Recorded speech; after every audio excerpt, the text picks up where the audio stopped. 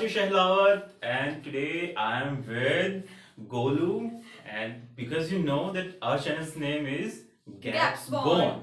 तो gap bone में जो जी है वो जी किसके लिए है? गोलू के लिए। तो अभी आपके दिमाग में आया होगा पी पी किसके लिए है? तो पी कहाँ पर है? P is behind the camera, वो एडिटिंग स्टफ में अब लगा हुआ है। तो आज हम दोनों ने अपना नया वीडियो सेशन बनाने के लिए सोचा कि 10th क्लास का एक टॉपिक उठाते हैं और उस टॉपिक में हम इकट्ठा वीडियो बनाना शुरू करते हैं।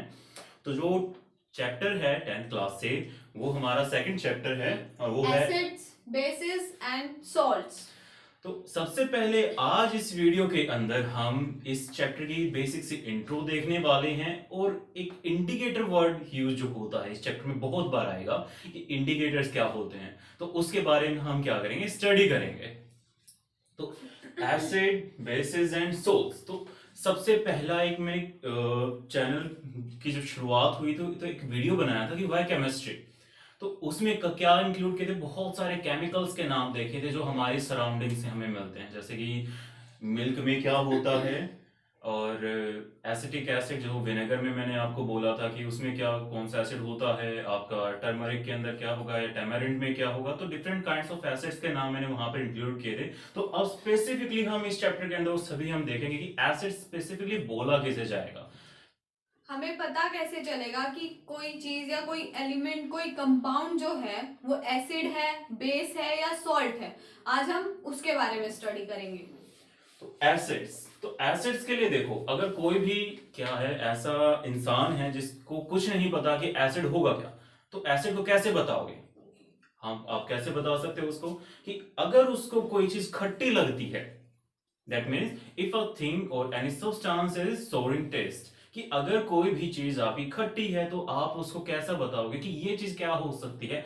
एसिड हो सकती है। सिमिलरली आपके बेसिस, और बेसिस के अंदर क्या होगा कि बेसिस के क्या क्या बताएंगे कि अगर आपकी कोई चीज खाने में कैसे लगे, बिटर टेस्ट की, मतलब कड़वी, अच्छा नहीं होता, अच्छा नहीं होता। ठीक है, तो अगर वो आपको कड़वी लगे तो जनरली आपको क्या मिलेगी?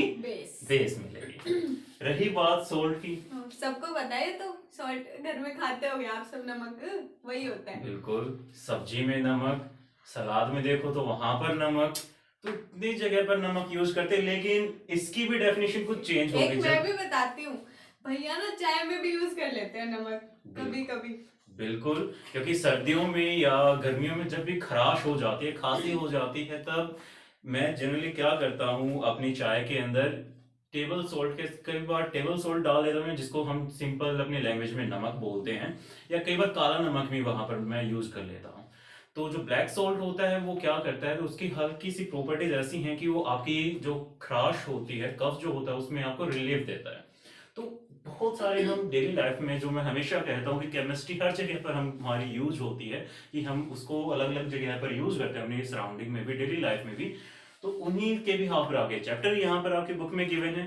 तो इसके बाद क्या है, ये तो हमने देख लिया कि एसिड, बेस और सोल्ट्स, इनको हम क्या करेंगे, वन बाय वन स्टेप्स में हम इसको क्या करेंगे, स्टडी करेंगे।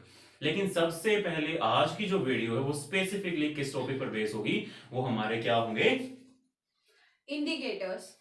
अभी भैया ने बताया कि हम टेस्ट से पता लगा सकते हैं एसिड, बेस और सोल्ट का। अब कोई केमिकल है, आप उसको तो टेस्ट नहीं कर सकते ना, टेस्ट नहीं कर सकते उसका, ठीक है। तो उसके लिए हम क्या करते हैं, हमारे इंडिकेटर्स होते हैं, उनकी हेल्प से हम पता लगाते हैं कि क्या हमारा एसिड है, क्या बेस है और क्या सोल्ट्स है। तो आज हम इंडिकेटर्स के बारे में पढ़ेंगे। इंडिकेटर्स होते क्या हैं, कितने टाइप्स के होते हैं, कैसे यूज करते हैं हम उनको। ओके, तो इंडिकेटर्स देखो, इंडिकेटर्स कहाँ पर डेली लाइफ में देखने को मिलता है? रोड पर बहुत बार देखना कि इंडिकेशन, कि हमें इंडिकेशन प्रोवाइड की जाती है अपने सीनियर्स के थ्रू। ठीक है, तो इंडिकेटर्स मतलब कोई हमें डायरेक्शन डायरेक्शन देता है, ठीक है, इंडिकेट करता है। तो यहाँ पर जो इंडिकेटर्स वर्ड जो लिखा है अभी, तो इंडिकेटर्स का मतलब क्या होगा, अभी ये क्या करने वाले हैं, इंडिकेट करने वाले हैं कि हमारा कोई सब्सटेंस एसिड है, बेस है या सॉल्ट है। और जनरली ये जो इंडिकेटर्स होंगे वो किसके लिए यूज किए जाएंगे, आपके एसिड्स के लिए और बेसिस के लिए। बिल्कुल ठीक कहा। अब यहाँ पर इंडिकेटर्स होते क्या हैं? जनरल वे में तो मैंने बता दिया, हमने ये डिस्कस कर लिया कि क्या होंगे, इंडिकेट करेगा, Indicate लेकिन करेगा। डिफाइन कैसे करेंगे उसे? हम्म, तो डिफाइन कैसे किया जाएगा कि केमिस्ट्री है, केमिस्ट्री के अंदर है तो मतलब क्या होने वाला है यहाँ पर, ये कोई ना कोई केमिकल कंपाउंड होगा। और वो केमिकल कंपाउंड को क्या लिखा हुआ है आपकी बुक्स के अंदर, डाई के फॉर्म में लिखा जाता है कि इट इज अ डाई। ठीक है, कि एक डाई होती है कि जिसकी हेल्प से हम क्या करते हैं, पता लगाते हैं कि whether our substance is acid और बेस। दैट मीन्स क्या है indicator, it is a dye and it will indicate that whether our given substance is acidic in nature or basic basic in nature. nature. अब ये तो हमने देख लिया definition, तो क्या हुआ, कैसे बताओगे आप? जैसे अभी गोलू कंप्लीट करने वाले डेफिनेशन को कैसे लिखोगे एग्जाम में, क्या हो जाएगा कि it is a dye which indicates whether our given substance is Acidic or basic Basic. in nature. तो अभी पर गोलू ने कितना किया है, इट इज अ डाई। तो अभी आगे मैं कंप्लीट कर लेता हूं इसे, क्या आ जाएगा, which indicates that whether substance or element or compound, whether a substance, वो आपका कंपाउंड भी हो सकता है, एलिमेंट भी हो सकता है, ठीक है, is acidic और basic basic in nature. Nature. तो ये आपकी डेफिनेशन हो जाएगी, बहुत सिंपल सी डेफिनेशन है कि ये क्या होगा, आपका एक डाई है और डाई क्या काम करेगी, ये बताएगी कि हमारा गिवन सब्सटेंस वो एसिड होने वाला है या बेस होने वाला है। अब ये तो हमने देख लिया कि क्या है, इंडिकेटर्स किसे बोलेंगे। अब इसके बाद में क्या बोला था गोलू ने कि इंडिकेटर्स कितने टाइप के होंगे, इंडिकेटर्स कितने टाइप के में डिवाइड करेंगे। अब इंडिकेटर्स को हम डिवाइड करेंगे टू टाइप्स में, एक को क्या बोला जाएगा, नेचुरल इंडिकेटर्स, और एक को बोला जाएगा सिंथेटिक इंडिकेटर्स। ठीक है, तो क्या होंगे हमारे जो इंडिकेटर्स हैं वो अब कितने होने वाले हैं, हम उसको टू टाइप्स में डिवाइड करेंगे। एक हमारा इंडिकेटर कौन सा होगा, नेचुरल इंडिकेटर, और एक होगा सिंथेटिक इंडिकेटर। तो यहां से देखो नेचुरल इंडिकेटर से क्या दिमाग में आया, तो अभी इसके बारे में गोलू मैम आपको बताएंगी कि नेचुरल इंडिकेटर क्या होंगे। तो वर्ड से आपको दिमाग में हल्का हल्का ऑलरेडी आइडिया आ रहा है कि नेचुरल इंडिकेटर अगर लिख दिया तो नेचुरल इंडिकेटर में होने क्या वाला है, प्रगति मैम। नेचुरल इंडिकेटर्स वो होते हैं जो हमें नेचर से प्रोवाइड होंगे। ठीक है, लाइक नेचुरल इंडिकेटर्स में क्या होगा, लिटमस पेपर होता है। लिटमस पेपर जो है वो लिचिन एक प्लांट होता है, वहां से आया है। ठीक है, तो नेचुरल ऑफ कोर्स प्लांट जो है वो नेचुरल है ना, पता ही होगा आप सबको, यस पता होगा, ऑफ कोर्स पता होगा। सो नेचुरल इंडिकेटर्स क्या होते हैं जो हमें नेचर से प्रोवाइड हो रहे हैं। तो नेचुरल इंडिकेटर्स में क्या क्या आ जाएगा, लिटमस पेपर, टर्मरिक हमारी जो हल्दी होती है, और एक होता है रेड कैबेज। ठीक है, वो बहुत ही रेयर मिलता है, लाइक अपनी जो हम डेली लाइफ होती है उसमें बहुत ही कम यूज करते हैं उसे, बट एज अ इंडिकेटर वो यूज होता है। अभी जो प्रगति मैम ने एग्जांपल्स दिए नेचुरल इंडिकेटर्स, नेचुरल इंडिकेटर मतलब जो नेचर से हमें मिलते हैं। ठीक है, तो अगर डेफिनेशन अगर आपको लिखनी हो व्हाट आर नेचुरल इंडिकेटर्स, तो कैसे बताओगे कि those indicators which are obtained from the natural substances, कि जो नेचुरल सब्सटेंसेस से जो हमें इंडिकेटर्स जो मिलेंगे उन इंडिकेटर्स को हम क्या बोलेंगे, नेचुरल इंडिकेटर्स। तो गोलू मैम ने क्या एग्जांपल्स लिए हैं, एक तो आपका लिटमस पेपर। ठीक है, और लिटमस के लिए मैम ने क्या बताया अभी कि जो आपका ये लिटमस बनता है वो ऑब्टेन किससे होता है, लीचन से, जो हिंदी में हम क्या बोलते हैं, लीचन बोलते हैं, और इंग्लिश में जो बायोलॉजिकल टर्म में आप उसको लेते हो क्या होता है, लाइकन। ठीक है, ये लाइकन जो है आपकी एक स्पीशीज है जो किसके अंदर मिलती है, सी के अंदर मिलती है। एक प्लांट होता है जो वहां से हम क्या करते हैं, इसकी हेल्प से क्या करते हैं, लाइकन की हेल्प से हम डाई ऑब्टेन करते हैं, और उस डाई को हम क्या बोलते हैं, लिटमस बोलते हैं। ठीक है, और जो लिटमस का जनरली जो कलर होता है जो लाइकन से हमें जो मिलता है वो कैसा होता है, जनरली आपका ब्लू या पर्पल, डार्क पर्पल कलर का। तो ये तो हो गया हमारा कौन सा, लिटमस पेपर का, कि लिटमस एक्चुअली होगा क्या, ये बेसिकली डाई है, किससे मिलेगी हमें, लाइकन से मिलेगी। और लाइकन कहाँ पर होता है आपका, ये आपका सी से मिलता है। और जनरली ये एक प्लांट की कैटेगरी है जिसको किसके अंदर बोला जाता है, थैलोफाइटा, कि थैलोफाइटा एक प्लांट की कैटेगरी है और ये इसके अंदर बिलोंग करता है। सेकेंडली गोलू मैम ने एग्जांपल दिया टर्मरिक का, तो टर्मरिक में क्या है, टर्मरिक भी आपका एक नेचुरल इंडिकेटर है। और वो कैसे, कि इसकी हेल्प से हम कैसे बता सकते हैं कि जो हमारा गिवन सब्सटेंस है वो एसिड है या बेस है। तो टर्मरिक के साथ क्या एक्सपेरिमेंट कर सकते हो, सबके घरों में प्रेजेंट है। तो आप एक पेपर पर क्या लो, टर्मरिक का पेस्ट डालो, उसको ड्राई करो, और उसके ऊपर क्या करो, आपको सोप सॉल्यूशन की कुछ ड्रॉप्स डालनी है। और जब आप वो ड्रॉप्स डालोगे सोप सॉल्यूशन की, तो वहां से आपको कलरेशन मिलेगी। और वो कलरेशन कैसी होगी, आपकी रेड ब्राउन कलर की। स्टार्टिंग में आपको पिंकिश कलर भी देखने को मिल सकता है, लेकिन धीरे धीरे ओवर द पीरियड वो रेडिश ब्राउन कलर के अंदर चेंज हो जाएगा।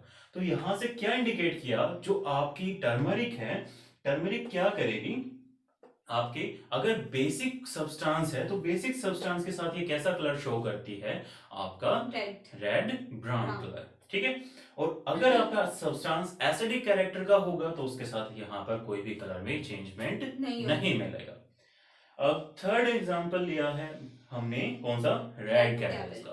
रेड कैबेज हमारे जो जनरली हमारा जो इंडिया है वहां पर हमें देखने को नहीं मिलती, लेकिन अगर आप मॉल्स में जाओगे, वहां पर जो सुपर मार्केट्स होती हैं, वहां पर आप क्या कर सकते हो, रेड कैबेज को इजीली परचेज कर सकते हो। और रेड कैबेज से हमें क्या मिलेगा, जो सब्सटेंस मिलने वाला है, सीधी सी बात है, किस कलर का मिलेगा, रेड। रेड वर्ड लगाया हुआ है, यहाँ से सब्सटेंस कैसा मिलेगा, रेड मिलेगा। अब बात आती है कलरेशन की, कि कलरेशन में क्या अंतर होने वाला है, मतलब क्या डिफरेंस आएगा। तो अगर हमारा सब्सटेंस एसिडिक हुआ तो रेड कैबेज से जो हमारा एक्सट्रैक्ट जो होगा या जो डाई हमें मिलेगी, वो एसिडिक सब्सटेंस के साथ कोई कलर नहीं देगा। लेकिन अगर हमारा सब्सटेंस कैसा हो, बेसिक कैरेक्टर का होगा, तो वो कैसा कलर देगा, वहां पर ग्रीन कलर देगा। बिल्कुल ठीक कहा बोलू मैम ने, कि कौन सा कलर देगा यहाँ पर, ग्रीन कलर। तो टर्मरिक से कौन सा कलर मिलेगा आपको, अगर ब्राउन, कौन सा होगा, रेड ब्राउन कलर। और किस, इफ सब्सटेंस इज कौन सा कैरेक्टर का, इज बेसिक।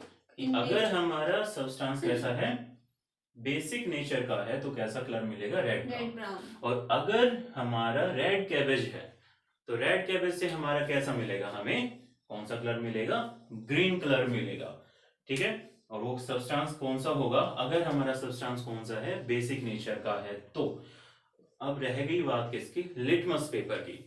तो लिटमस पेपर आपको कहाँ मिलेगा, ये डेली लाइफ में हमें अभी तो अपने घरों में तो नहीं मिल सकता, लेकिन लैब्स के अंदर आपको बहुत देखने को मिलेगा। और जनरली लिटमस पेपर कितने टाइप के होंगे आपके, टू टाइप्स के। एक कौन सा होगा, ब्लू लिटमस पेपर, और एक होगा रेड लिटमस पेपर। तो हमारे पास कितने लिटमस पेपर हैं, 2 लिटमस पेपर हैं। एक कौन सा लिखा गोलू मैम ने, ब्लू लिटमस पेपर, और एक कौन सा है आपका, रेड लिटमस पेपर। तो अब कलरेशन में क्या होगा, कलरेशन के लिए आप गोलू मैम आपको बड़े अच्छे से बताएंगी कि यहाँ पर कलर कैसे चेंज होने वाले हैं। Blue litmus paper, red litmus paper, 2 types बता दिए भैया ने कि हमारे पास 2 टाइप्स के होते हैं, ठीक है। ब्लू लिटमस पेपर जो है, अगर हम उसे एसिडिक सॉल्यूशन में डिप करते हैं तो हमारे पास कलर चेंज हो जाता है, इसका क्या होगा, रेड, ठीक है। अगर इसी को ब्लू लिटमस पेपर को हम बेसिक सॉल्यूशन में डालेंगे तो कोई चेंज नहीं होगा आपके पास, ठीक है। और रेड लिटमस पेपर में क्या होगा, if solution is acidic then कोई चेंज नहीं होगा, if solution is basic and then our red litmus paper changes into blue color, okay। so blue जो होगा वो रेड में कब चेंज होगा, जब हमारा सॉल्यूशन एसिडिक होगा नेचर में, और रेड हमारा ब्लू में कब चेंज होगा, जब बेसिक होगा नेचर में, ओके। यहाँ पर क्या बताया मैं गोलू मैम ने, कि ब्लू लिटमस पेपर में क्या होने वाला है, कि अगर हमारा सब्सटेंस या सॉल्यूशन कैसा हो, एसिडिक नेचर का हो, कि अगर एसिडिक नेचर का है या सिंपली एसिड है अगर आपका उसमें प्रेजेंट, तो वो कौन सा कलर में चेंज हो जाएगा, रेड में, ठीक है। तो क्या होगा, चेंजेस इनटू रेड कलर। तो आपका कलर कौन सा मिलेगा, रेड कलर हमें मिलेगा। और अगर रेड लिटमस पेपर के साथ अगर हम देखते हैं तो ये क्या करता है, ये हमारा अगर सब्सटेंस में कोई ना कोई बेसिक प्रेजेंट है या बेस प्रेजेंट है, तो ये कौन सा कलर देगा वहां पर, ये चेंज कर लेगा अपने कलर को, किसके अंदर, changes into blue blue colour. Colour. तो इसी के बिहाव पे आपकी एनसीईआरटी की बुक में एक छोटी सी एक्टिविटी दी हुई है। यस। ठीक है, और उसमें क्या बता रखा है कि आपके पास 3 टेस्ट ट्यूब्स प्रेजेंट हैं और एक के अंदर क्या प्रेजेंट है, सिंपल वाटर प्रेजेंट है, एक के अंदर क्या प्रेजेंट है, एसिड प्रेजेंट है, और एक के अंदर बेस प्रेजेंट है। कि 3 टेस्ट ट्यूब्स हमारे पास हैं और तीनों टेस्ट ट्यूब में क्या क्या बता दिया कि एक के अंदर सिंपल वाटर प्रेजेंट है, सेकंड के अंदर क्या प्रेजेंट है, एसिड, थर्ड जो टेस्ट ट्यूब है उसके अंदर आपका कैसा सॉल्यूशन प्रेजेंट है, बेसिक। तो ये 3 टेस्ट ट्यूब हमें गिवन है। साथ में क्या दे रखा है कि हमें एक डाई दी है या एक पेपर दिया है, और वो पेपर कौन सा दिया है, रेड लिटमस पेपर। ओनली कैसा दिया है, ओनली रेड लिटमस पेपर आपको गिवन है। और हमें क्या बताना है वहां पर कि ये तीनों की तीनों जो टेस्ट ट्यूब हैं ये हमें आइडेंटिफाई करनी पड़ेंगी यहाँ पर कि इनके अंदर सब्सटेंस एसिडिक नेचर का होगा, बेसिक नेचर का होगा, या आपका कौन सी नेचर का होगा, बेस एसिडिक होगा। ओके, तो सो करते हैं हम। ठीक है, सपोज कीजिए कि इसमें हमने ना कोई सॉल्यूशन डाल रखा है, अभी हमें पता नहीं है कि ना इसके अंदर वाटर है या एसिडिक सॉल्यूशन है या बेसिक सॉल्यूशन है। ठीक है, क्या करते हैं, ये रेड लिटमस पेपर ही हमारे पास, इसको हमने इसमें डिप किया, कोई चेंज नहीं हुआ, साइड करते हैं। क्यों? क्योंकि हमें पता है अगर रेड ब्लू में चेंज होता है तो बेसिक होगा, रेड रेड में रहेगा तो क्या होगा, एसिडिक होगा। लेकिन अगर आप इसे वाटर के साथ भी करोगे तो भी वो सेम ही रहेगा, है ना, रिमेन्स न्यूट्रल। क्योंकि हमें पता है वाटर के अंदर क्या नहीं होता, ना ही तो एसिडिक नेचर का होता है, ना ही बेसिक, न्यूट्रल होता है। न्यूट्रल होता है। ये हमें अच्छे से पता लगेगा जब हम एक क्या टॉपिक पढ़ेंगे पीएच स्केल का, तो वहां से हमें कंफर्म होगा कि जो हमारा वाटर है वो कैसा है, न्यूट्रल है, ना ही वो एसिडिक नेचर का होता है, ना ही बेसिक नेचर का होता है। सो अब ये हमारा एसिडिक भी हो सकता है, वाटर भी हो सकता है, हमें नहीं पता, अभी इसको हम साइड करते हैं। सेकंड है, सेकंड सॉल्यूशन में डालेंगे, सपोज यहाँ भी चेंज नहीं हुआ तो क्या रहेगा, अब इन दोनों में कंफ्यूजन होगी हमारी तो कि भाई ये क्या वाटर कौन सा है और एसिडिक सॉल्यूशन कौन सा है, यहाँ तो हम कंफ्यूज हो गए टोटली। कोई बात नहीं, लास्ट में डिप करते हैं। अगर यहाँ पे हमारा लिटमस पेपर चेंज हो जाता है ब्लू कलर में, इट मीन्स ये वाला जो सॉल्यूशन है हमारा वो क्या होगा, बेसिक इन नेचर, मतलब इसमें बेस प्रेजेंट है। ठीक है, अब देखिए ये रेड लिटमस पेपर है ना, इसको हमने इसमें डिप किया है तो देखो इतना तो किया ही होगा, कर दिया, हाफ कर दिया हमने, ये जो है हमारा ब्लू में चेंज हो गया। अब हमें ये पता है कि ब्लू लिटमस पेपर जो होता है उसको अगर हम एसिडिक सॉल्यूशन में डालेंगे तो वो रेड में चेंज हो जाता है ना। तो अब हम इसकी हेल्प से क्या करेंगे, इन दोनों में से आइडेंटिफाई करेंगे कि एसिडिक सॉल्यूशन कौन सा है। फर्स्ट में डाला, ब्लू भी चेंज नहीं हुआ, कंफर्म हो गया अब तो कि इसमें क्या है, वाटर है हमारा, क्योंकि यहाँ पर ना ही, क्योंकि कलर कोई भी कंडीशन में चेंज नहीं हुआ। जब हमने ब्लू लिटमस पेपर का भी टेस्ट किया और यहाँ पर कौन सा टेस्ट किया, रेड लिटमस का भी, जो हमने सबसे पहले स्टडी किया था, जब दोनों पे ही कोई इफेक्ट नहीं पड़ा तो हम कहेंगे कि ये कैसा, ना ही एसिड है ना ही बेस है, तो हमने क्या बोल दिया, ये कैसा होगा, वाटर होगा। इसको अब हमने आइडेंटिफाई करके साइड में कर दिया। जो ये वाली टेस्ट ट्यूब थी, इसमें गोलमैन ने क्या बताया कि जब रेड लिटमस पेपर को डिप किया था तो कौन सा कलर दिया, ब्लू कलर। तो अब ये टेस्ट ट्यूब क्या कर दी, पहले ही साइड हो चुकी है, क्योंकि रेड लिटमस पेपर किस में चेंज हो गया, ब्लू कलर में। और वो किसकी स्पेशलिटी होगी यहाँ पर, बेस की। अगर वो बेस है तो ये वाली टेस्ट ट्यूब भी अलग। अब बची कौन सी, एसिड की ही बच गई। लेकिन फर्दर इसको टेस्टिफाई करने के लिए मैम ने क्या बताया कि ये जो आपका कलर चेंज हुआ था रेड लिटमस पेपर का, क्या इसमें, ब्लू में, अब फर्दर इसी ब्लू स्ट्रिप को हम किसके साथ ट्रीट करेंगे, इस सॉल्यूशन के साथ करेंगे। अगर वो चेंज हो जाएगा कलर रेड में फिर से, तो वो क्या हो जाएगा, एसिडिक सॉल्यूशन हो जाएगा, एसिडिक सॉल्यूशन। ओके, तो ऐसे हमने क्या कर दिया, अब अपना पता कर लिया कि हमारा सॉल्यूशन जो हमें टेस्ट ट्यूब्स गिवन थी उसमें वाटर था या एसिडिक सब्सटेंस था या बेसिक सब्सटेंस था। तो ये तो हमारे इंडिकेटर्स हुए कौन से, वैसे तो कंप्लीट हुआ। लेकिन अभी देखो स्टार्टिंग में इंडिकेटर्स में 2 टाइप में डिवाइड किया था, एक तो था नेचुरल इंडिकेटर्स, एक था सिंथेटिक। तो नेचुरल में हमने इंक्लूड किए कौन से, आपके रेड कैबेज से जो हमें मिलता है, टर्मरिक से जो मिलता है, और लिटमस पेपर का जो भी।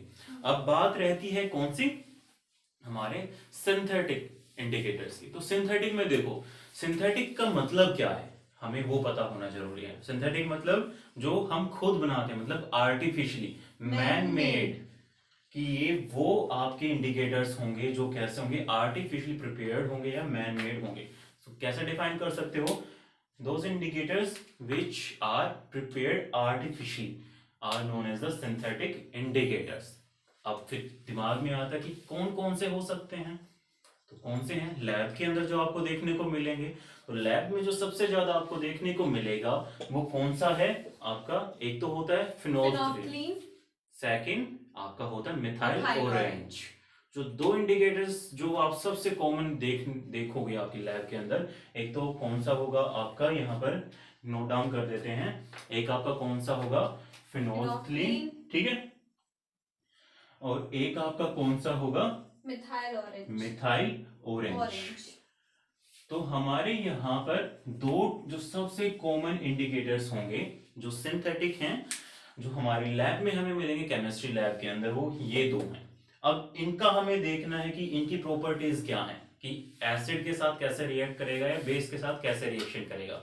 और इंडिकेटर्स में अब तक पता लग गया कि देख क्या रहे हैं, अभी तक हम कलर की चेंजमेंट देख रहे हैं, ठीक है, कि जो हमने इंडिकेटर्स जो अभी तक यूज किए उसके अंदर क्या नोट किया है, कलरेशन नोट की है कि कलरेशन चेंज हुई है या नहीं।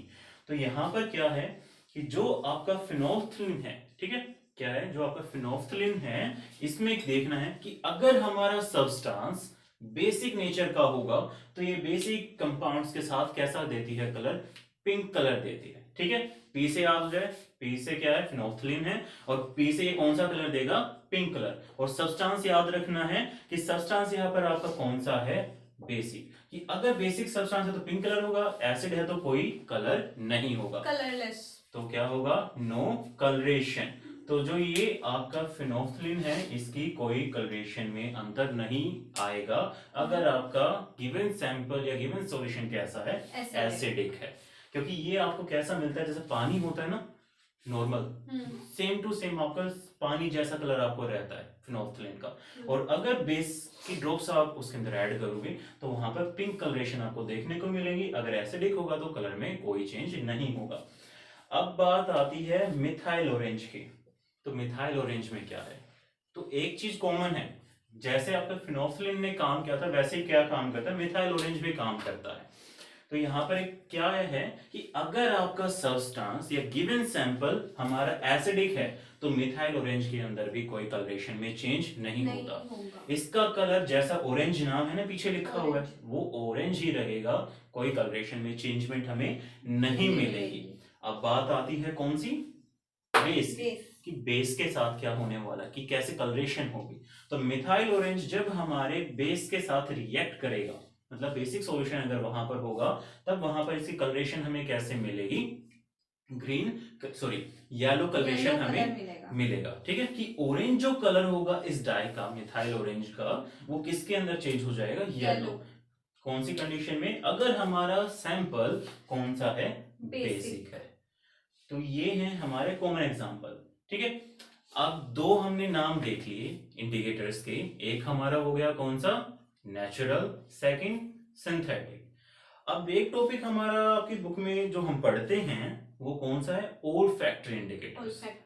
तो ओल्फैक्टरी अभी सुनने को तो हमें कैसा लग रहा है, थोड़ा सा अटपटा सा वर्ड लग रहा है, लेकिन ये आपकी क्या है, बायो से टर्म है, कि जो ओल्फैक्टरी वर्ड जो आया है ये कहाँ से आया है, बायोलॉजी से आया है। और बायोलॉजी से मतलब क्या है कि जो ओल्फैक्टरी है यहाँ पर वो क्या है, आपके ब्रेन के अंदर एक लोब होता है और उस लोब को क्या बोला जाता है, ओल्फैक्टरी लोब। वैसे तो हमारे ब्रेन को डिफरेंट पार्ट्स में डिवाइड करते हैं, ठीक है, एक तो लेफ्ट पार्ट और एक राइट पार्ट, लेकिन वहां पर एक छोटा पार्ट होता है आपका जिसमें उस पार्ट को हम क्या बोलते हैं, ओल्फैक्टरी लोब। तो जो ओल्फैक्टरी वर्ड है ये स्पेशली आपका इंडिकेट या रिलेटेड होता है किससे, आपके सेंस या स्मेल के साथ में, ठीक है। तो किसके साथ रिलेट होता है, related to the senses of smell. मतलब जब आप कि किसी भी सब्सटेंस के अंदर कोई स्मेल प्रेजेंट होगी तो डायरेक्टली मैसेज कहाँ पर पहुंचता है? पे ओल्फैक्टरी लोब वहां पर बताती है कि ये आपके इस सब्सटेंस में कोई ना कोई स्मेल है। तो वो काम है ओल्फैक्टरी लोब का। तो वहीं से हमारा नाम पड़ा है इनका, ये जो इंडिकेटर्स होंगे कौन से? Olfactory indicators. तो ये तो हमने बता दिया कि ओल्फैक्टरी इंडिकेटर्स हैं क्या। अब ये देखने को कहाँ मिलते हैं? घर में मिलते हैं। बिल्कुल ठीक है, गोलू मैम ने क्या कहा? घर में मिलते हैं। एग्जाम्पल्स कहाँ पे होंगे? सोचो। तो सोचने में देखो, हल्का सा एक आपको बहुत अच्छा चीज है जो आप घरों में खाते हो और शादियों में भी बहुत, या मार्केट में जाते हो, कौन सी? आइसक्रीम। और वो आइसक्रीम में वहां पर वो एक आइसक्रीम में स्पेशली यहाँ पर इंक्लूड करना चाहूंगा कि वो आइसक्रीम है वनीला। ठीक है, वनीला का आपको पता है, मोस्टली लोगों ने खाई हुई है वनीला। ठीक है, वनीला आइसक्रीम। और उसकी स्मेल भी आप लोगों को पता है कि स्मेल कैसी होती है। बहुत अच्छी। ठीक है, तो यहाँ पर स्मेल का पता लग गया। स्मेल से क्या आ गया? Olfactory word. अब उसके अंदर चेंजमेंट कैसे आएगा?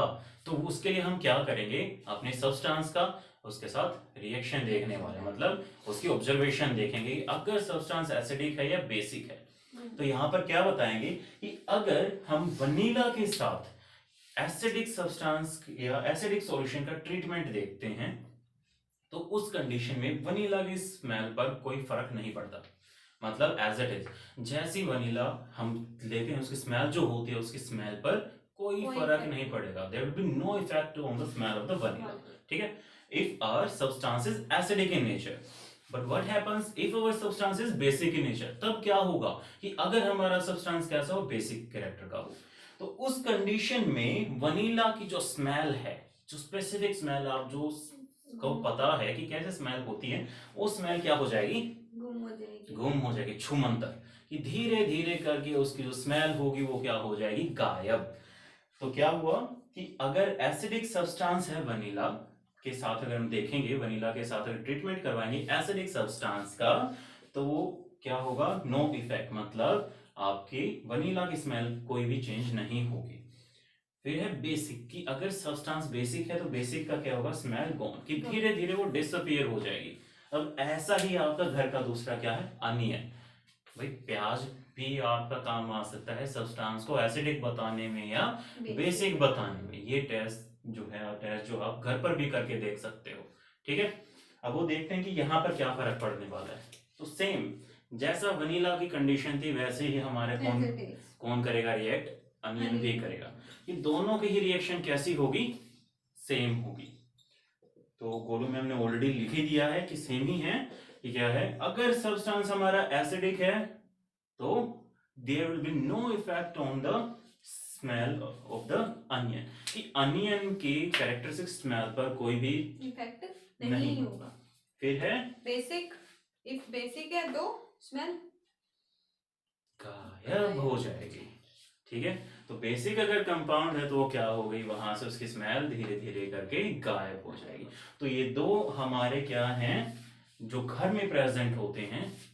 Olfactory indicators. तो बेस का भी देखो, बेस के लिए एग्जांपल मैं बता देता हूँ कि घर के अंदर आपका बेकिंग सोडा होता है, जिसको क्या भी बोलते हो? मीठा सोडा भी बोल देते हैं। तो उसके साथ आप ये क्या टेस्ट करके देख सकते हो। अगर आपकी स्मेल गायब हो गई तो आपको पता लग जाएगा कि जो मीठा सोडा वो कैसा कैरेक्टर का होगा? आपका कैसे कैरेक्टर का होगा? बेसिक। ठीक है, कि अगर आपके अनियन की स्मेल गायब हो गई तो मीठा सोडा कैसा बोला जाएगा? बेसिक। तब हमें कंफर्म हो जाएगा। और अगर एसिडिक होगा तो एसिडिक के साथ अगर आपको क्या करना है? अनियन को क्या डाल दो उस पर? किसकी ड्रॉप डाल दो आप? आपके लेमन की ड्रॉप्स डाल दो। तो वहां पर आपको डिफरेंस नहीं मिलता देखने को इतना। ठीक है, तो यहां से अगर देखते हैं जितना अभी तक स्टडी किया है उसमें अब तक हमने क्या क्या पढ़ा? सबसे पहले एसिड्स, बेसिस, सोल्ट्स, ये हैं क्या जनरली, डिटेल में भी करेंगे। फिर इंडिकेटर्स, कितने टाइप के? 2 टाइप्स के। First one is the natural indicator, second one is the synthetic indicators. फिर हमने एक टाइप और इंक्लूड किया लास्ट में चलते चलते, और वो कौन सा है हमारा? Olfactory indicators. तो इनको हमने डिटेल में स्टडी किया अब तक। ठीक है, तो यहाँ से आपके बोर्ड्स के अंदर जो क्वेश्चन पूछे जाते हैं वो मोस्टली कवर अप होते हैं इस सेक्शन से। और जो नेक्स्ट वीडियोस होंगी उसके अंदर हम स्पेशली 1 बाय 1 टॉपिक करेंगे। एक वीडियो में हम स्पेशली एसिड्स को स्टडी करेंगे, एक में बेस को, और एक में हम करेंगे सॉल्ट्स को। तो उन वीडियोस के लिए हम आपको नेक्स्ट वीडियो सेशंस में मिलेंगे। Till then stay happy, stay healthy. बिल्कुल ठीक कहा। मास्क भी पहनना, पोल्यूशन बहुत बढ़ रहा है। क्योंकि अभी AQI लेवल जो है, ठीक है, एयर क्वालिटी इंडेक्स, जो अपने एरिया में धीरे धीरे क्या पॉल्यूशन की वजह से बहुत ज़्यादा बढ़ रहा है। जैसे कि ये नियरली अराउंड जो भी चल रहा है 400 अबो चल रहा है फिलहाल का। जो आज का जो डेट है आपका 9th of November, आज के जो डेट है उसके अकॉर्डिंग इस एरिया के अंदर जो AQI लेवल है वो कितना है आपका 500 से भी ज़्यादा है, हजार्डस कंडीशन। तो आपको ब्रीदिंग प्रॉब्लम हो सकती है। अगर आप अपने घरों से बाहर निकलते हो तो अपने मास्क पहनकर बाहर निकलो, अदरवाइज उसे अवॉइड ही करो। और जो आपके एजमेटिक पेशेंट्स हैं वो तो जितना अवॉइड करोगे बाहर निकलने से उतना ही अच्छा है। तो चलते चलते हम फिर से एक बात कहेंगे, stay happy and stay healthy. Till then bye.